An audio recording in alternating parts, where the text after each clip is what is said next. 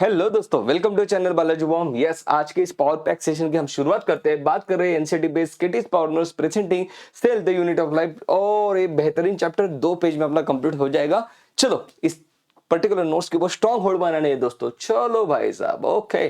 तो देखो, बात हो रही है कि व्हाट इज सेल। सेल क्या है? Cell it is the fundamental structure and functional unit of all living organism. सभी लिविंग ऑर्गेनिज्म सेल से बने हुए हैं। Anton von Leeuwenhoek first saw and describe a living cell. सबसे पहले इन्होंने हमें बताया। रॉबर्ट ब्राउन ने भाई डिस्कवरी की है न्यूक्लियस की। इन्होंने कहा कि भाई न्यूक्लियस भी होता है सेल के अंदर। सेल थ्योरी की अगर हम बात करें तो शीडन ने कहा कि all plants are compose of different different kinds of cell. सबसे पहले इन्होंने हमें बात बताई।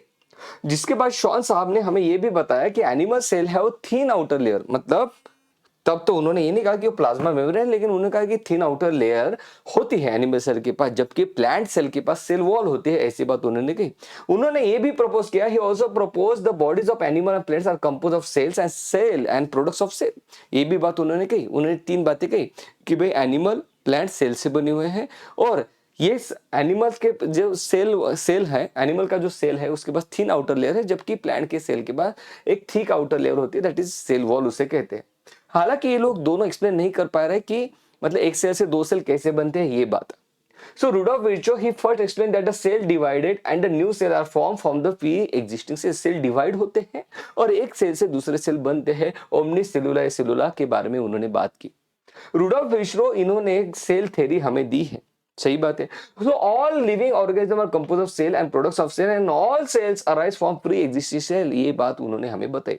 मतलब ये पहली बात तो इन दोनों ने बताई थी, शील्डन और शॉन ने, जबकि ये जो बात है कि प्री एग्जिस्टिंग सेल से सेल अराइज होते हैं, ये बात हमें विर्चो ने बताई। इस तरीके से हमारे पास आज की डेट में सेल की थ्योरी है।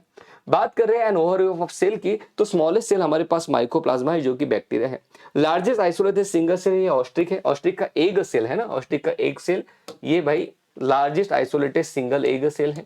तो यहाँ पे एक सेल लिख लेते हैं, है ना। लॉन्गेस्ट सेल्स कुछ 9 सेल होते हैं, जैसे कि वैगस ना, इनके नाम मत करना, नहीं पूछेंगे। ये लॉन्गेस्ट सेल है। सिंगल, अब ऑर्गेनल की बात करते हैं कि कौन से ऑर्गेन सिंगल मेम्ब्रेन बाउंड, कौन से ऑर्गेन डबल मेम्ब्रेन बाउंड है। सो सिंगल मेम्ब्रेन बाउंड की अगर मैं बात करूं तो endoplasmic reticulum, Golgi body, lysosome, microbodies and vacuoles single membrane से बाउंड होने वाले ऑर्गेनिज्म। ऑर्गेनल से डिटेल में भी पढ़ने वाले। डबल मेम्ब्रेन बाउंड आपको पता है माइटोकॉन्ड्रिया, क्लोरोप्लास्ट, साथ में न्यूक्लियस भी डबल मेम्ब्रेन बाउंड ऑर्गेनल है। जबकि नॉन मेम्ब्रेन बाउंड की अगर मैं बात करूं तो राइबोसोम के पास कोई मेम्ब्रेन नहीं रहती, सेंट्रिओल और न्यूक्लियोलस के पास कोई भी मेम्ब्रेन नहीं रहती। बहुत इंपॉर्टेंट टॉपिक है, इसके ऊपर बार बार एमसीक्यू पूछे जाते हैं। सही बात है। प्रोकैरियोटिक सेल की अगर मैं बात करूं तो प्रोकैरियोटिक सेल में न्यूक्लियस नहीं होता है और मेम्ब्रेन बाउंड ऑर्गेनेल उनके पास नहीं होते हैं। बात हो रही है बैक्टीरिया की। Prokaryotic cell, prokaryotes are the bacteria, blue green algae and mycoplasma PPLO, that is pleuropneumonia like organism. ये प्रोकैरियोट्स है। शेप्स की अगर मैं बात करूं तो मुझे प्रोकैरियोट्स कई शेप्स में दिखाई देते हैं। रॉड लाइक अगर है तो मैं उसे बैसिलस कहता हूं, स्पेरिकल को मैं कॉकस कहता हूं, विब्रियो एक कॉमा शेप है। ये बहुत इंपॉर्टेंट है बेटा। विब्रियो कॉलरी कॉज करने वाला ये विब्रियो बैक्टीरिया है जो कि कॉमा शेप होता है। स्पिरिलियम स्पाइरल शेप का है। सेल ऑर्गेनिल की अगर मैं बात करूं प्रोकैरियोट्स के, तो इसमें न्यूक्लियस एब्सेंट होते हैं, इसमें मेम्ब्रेन बाउंड ऑर्गेनेल्स एब्सेंट होते हैं। प्लाज्मिड होता है, small circular DNA outside the genomic DNA इनके पास होता है। बहुत इंपॉर्टेंट पॉइंट है। इंक्लूजन बॉडीज होते हैं, कुछ क्या होते हैं वो भी हम देखेंगे। मेसोसोम्स क्या होते हैं वो भी हम देखेंगे। इनवर्ड पोल होते हैं सेल मेम्ब्रेन की, इनके पास जो सेल मेम्ब्रेन होती है, इनके पास सेल वॉल प्रेजेंट होती है जो कि पेप्टिडोग्लाइकन से बनी हुई है। इसके बारे में डिटेल में हम बायोलॉजी का क्लासिफिकेशन में पढ़ने वाले हैं। प्रोकैरियोटिक सेल के बारे में अब अगर मैं और ज्यादा बात करूं आगे, तो मुझे सेल एनवेलोप अगर मैं देखूं तो मुझे ये दिखाई देता है, the cell envelope it is form by, it is made up of outer glycocalyx, middle cell wall, inner plasma membrane. तो आउटर ग्लाइकोकाइलिस की अगर हम बात करें तो आपको पता है कि ट्रांसफॉर्मिंग प्रिंसिपल के बारे में हमने बात की थी ग्रिफिथ साहब के एक्सपेरिमेंट में। वहां पे जो आउटर ग्लाइकोकाइलिस लेयर थी जो कि स्मूथ अपीयरेंस दे रहा था बैक्टीरिया कॉलोनी को। सही बात है। वही ग्लाइकोकाइलिस है, it exist as a loose sheath called as slime layer और capsule. It prevents the bacteria from bursting और कोलैप्सिंग। तो ये एक प्रोटेक्टिव लेयर प्रोवाइड करता है, ड्राई नहीं होने देता, प्रोटेक्शन दे रहा है। सही बात है। बात करें प्लाज्मा मेम्ब्रेन की, तो plasma membrane it is the selectively permeable membrane in nature. It is selectively, ये वर्ड बहुत इंपॉर्टेंट है, सिलेक्टिवली परमेबल है। Mesosomes are the extension of the plasma membrane. इनका जो मेसोसोम्स है वो एक्सटेंशन है प्लाज्मा मेम्ब्रेन की। इस तरीके से मेसोसोम उसे कह रहे हैं। सेल वॉल फॉर्मेशन में, डीएनए रिप्लिकेशन में, रेस्पिरेशन में, सिक्रेटरी प्रोसेस में ये मेसोसोम हेल्प करते हैं। रेस्पिरेशन में हेल्प कर रहे हैं क्योंकि यहाँ पे कुछ इलेक्ट्रॉन को कंडक्ट करने वाले कुछ तो चीजें यहाँ पे होती है। बात करेंगे बायोलॉजिकल क्लासिफिकेशन में, मैं अभी एनसीईआरटी वाइज में चल रहा हूँ। Cyanobacteria possess membranous extension of plasma membrane called as chromatophore. Cyanobacteria की बात करें तो वही साइनोबैक्टीरिया प्लाज्मा मेम्ब्रेन के एक्सटेंशन में क्या कर रहा है, कुछ पिगमेंट्स वो बियर करता है जिसे हम कहते हैं क्रोमैटोफोर। सही बात है, ओके बेटा, सिंपल सिंपल बात, आगे बढ़ते हैं। ये चैप्टर सिंपल है ना, लेकिन इसमें ना चीजें पता चाहिए यार, तो मस्त चैप्टर प्रिपेयर हो जाएगा आपका पावर नोट से। सो एक्सटेंशन ऑफ सेल वॉल की अगर मैं बात करूं तो सेल वॉल की डिटेल हमें यहाँ पे नहीं बताए, वो दूसरे चैप्टर में है, लेकिन यहाँ पे बात हो रही है सेल वॉल से क्या क्या चीजें निकल रही है, बात हो रही है फ्लैजेला के बारे में। Provides the motility to the bacteria, it's compose of 3 parts, filament, hook और बेसल बॉडी। बहुत इंपॉर्टेंट पॉइंट है। पिलिया और fimbriae, fimbriae it helps in attachment, ध्यान से देखना। Pili it helps in reproduction. Okay, fimbriae and pili do not play in motility, बहुत ज्यादा important point है, इसके ऊपर एमसीक्यू आएगा क्योंकि ये एनसीईआरटी ने खुद बताया है कि इनका मोटिलिटी में रोल नहीं है। राइबोसोम की अगर मैं बात करूं जो कि प्रोकैरियोट्स में भी होता है, यूकैरियोट्स में भी होता है, सबसे पहले पैलाडे ने इनको ऑब्जर्व किया था। सही बात है, ओके भाई साहब, अब थोड़ा आगे बढ़ते हैं। ओके, सबसे पहले इन्होंने इसको ऑब्जर्व किया था। अच्छा, ये थोड़ा बड़ा भी होता है क्या? ओके, ओहो नहीं यार, ये तो मजा नहीं आएगा।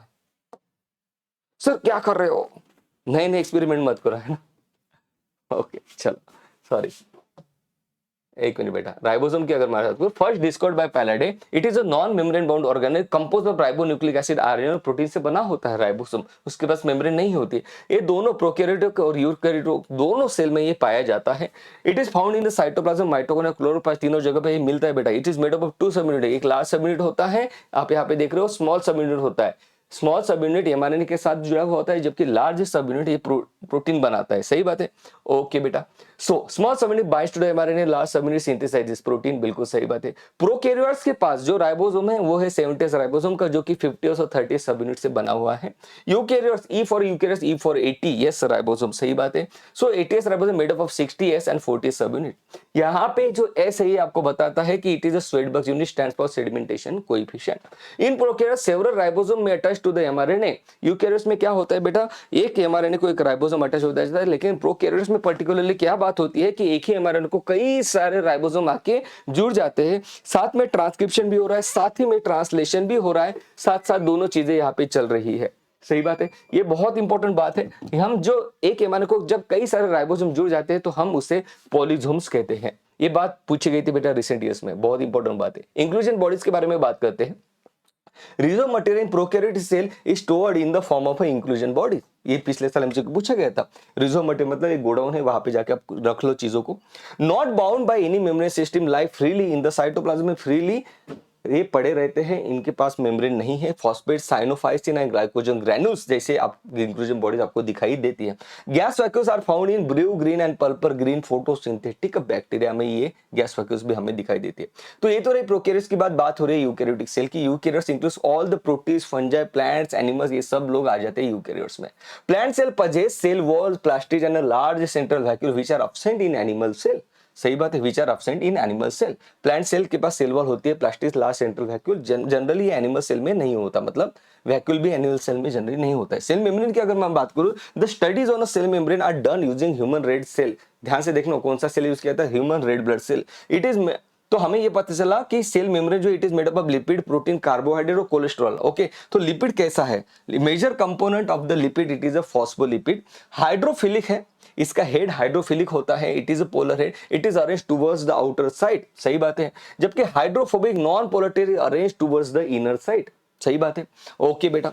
अब बढ़ रहे आगे। प्रोटीन की अगर मैं बात करूं तो peripheral protein lie on the surface of a membrane, peripheral protein lie on the surface of a membrane. Integral protein जो इंटीग्रेट में सेल में एम्बेडेड होते हैं उसे हम इंटीग्रल प्रोटीन कहते हैं।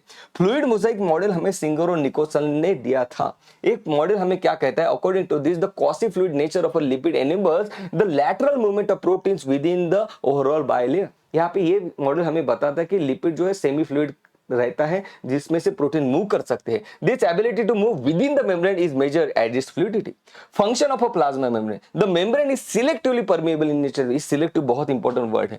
यहाँ पे बात हो रही है active transport, passive transport, osmosis चीजें जिसके बारे में हमने ट्रांसपोर्ट इन प्लांट्स के बारे में जब चैप्टर पढ़ा तब बात ऑलरेडी की है। सेल वॉल की अगर मैं बात करूं, सेल वॉल एक नॉन लिविंग स्ट्रक्चर है, प्लांट सेल के पास होता है, फंजाई के पास भी होता है।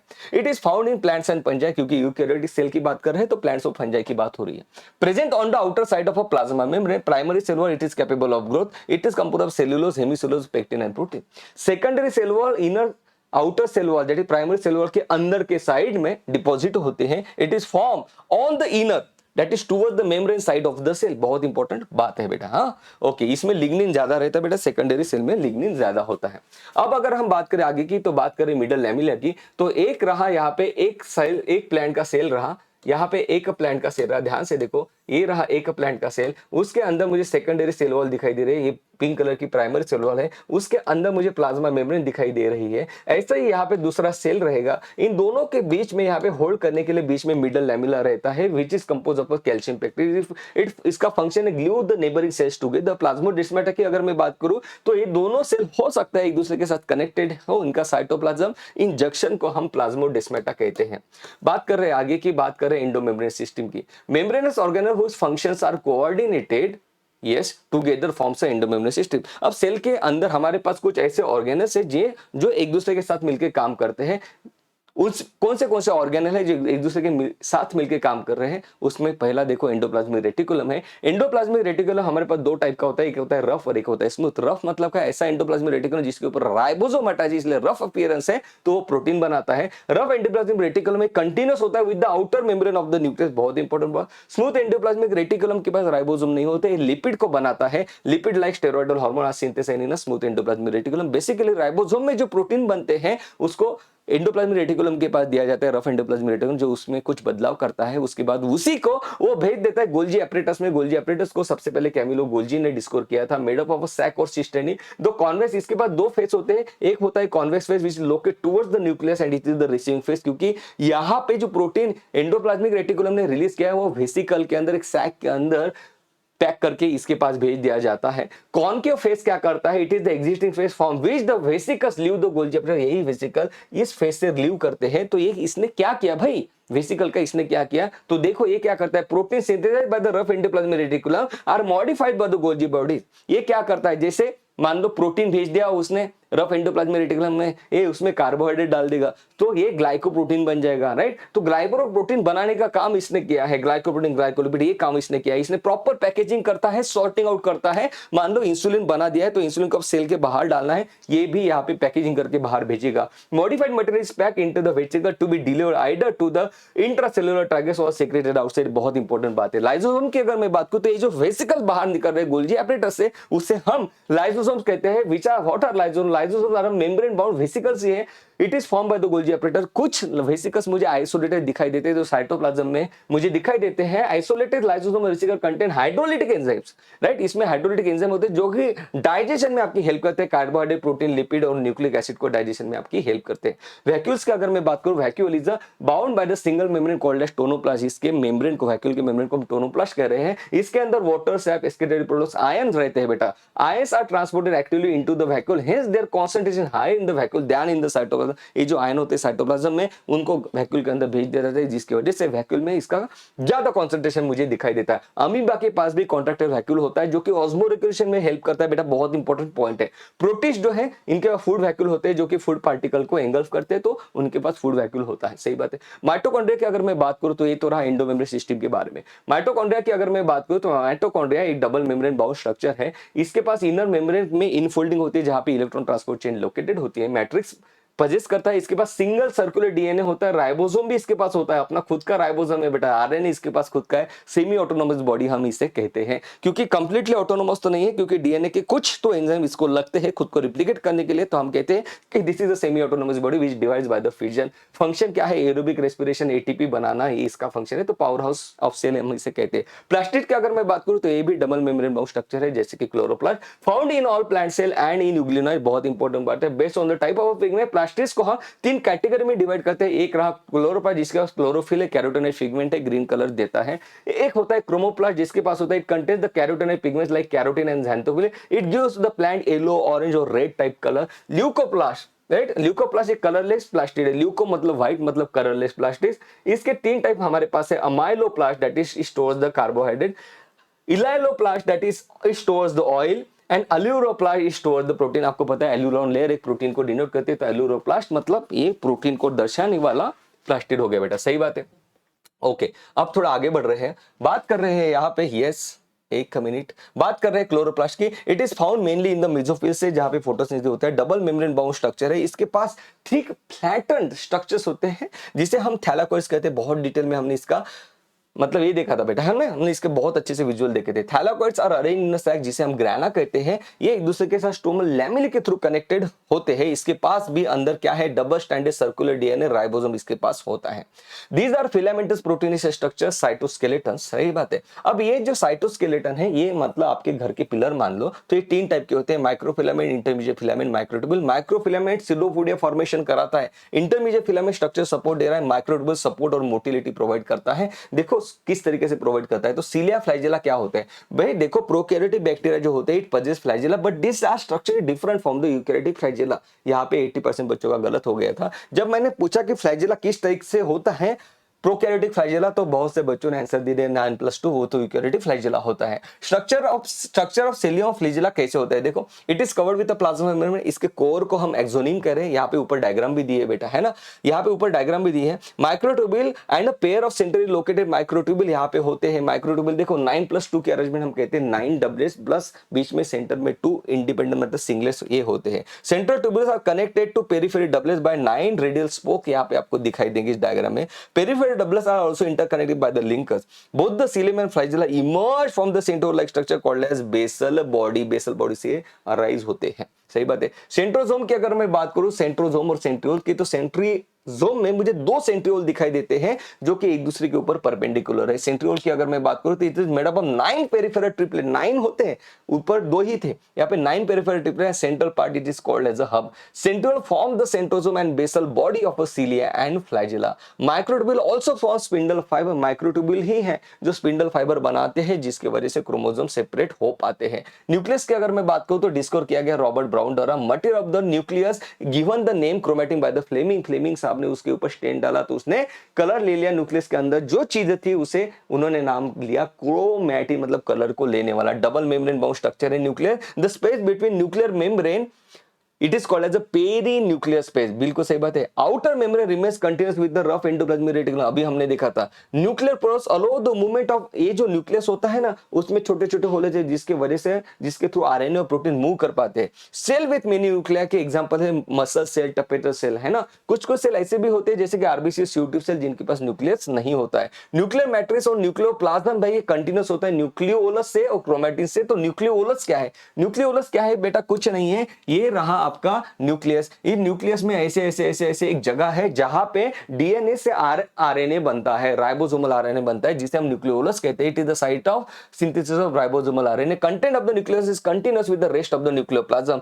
प्राइमरी कंस्ट्रक्शन मुझे न्यूक्लियर, यहाँ पे जो क्रोमोसोम है उसके पास मुझे 2 कंस्ट्रक्शन दिखाई देते हैं। एक को मैं कहता हूं प्राइमरी कंस्ट्रक्शन जिसे सेंट्रोमियर हम यहाँ पे कह रहे हैं। सेंट्रोमियर क्या करता है, ये जो क्रोमोसोम के 2 क्रोमैटिड्स को होल्ड करके रखता है। It is a dish type structure on the side. इस साइड के ऊपर एमसीक्यू पूछा था बेटा, इस साइड के ऊपर एमसीक्यू पूछा था कि ये जो न्यूक्लियोलस होता है, ये जो सेंट्रोमियर होता है उसके साइड पे, on the side of the centromere kinetochore होता है जहां पे माइक्रोट्यूब्यूल्स आके लगते, स्पिंडल फाइबर आके अटैच होते हैं। नॉन स्टेनिंग सेकेंडरी स्ट्रक्चर यहां पे मुझे दिखाई देता है जो स्टेन नहीं लेता, जिसे हम सैटेलाइट डीएनए कहते हैं। सही बात है, ये वही सैटेलाइट डीएनए है जो उधर पढ़ा था आपने, कहां पे, यस डीएनए फिंगरप्रिंटिंग में, राइट।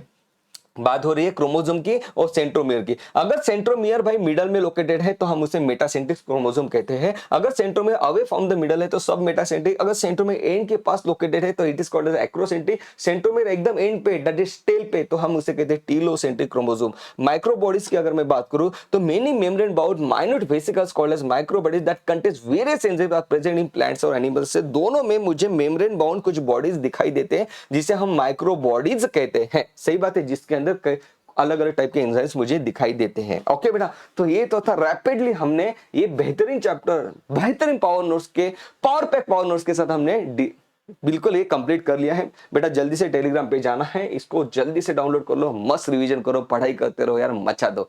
चलो बेटा, that was all about this session. Video को लाइक, चैनल को सब्सक्राइब करना मत भूलना। Love you, take care, bye bye बेटा।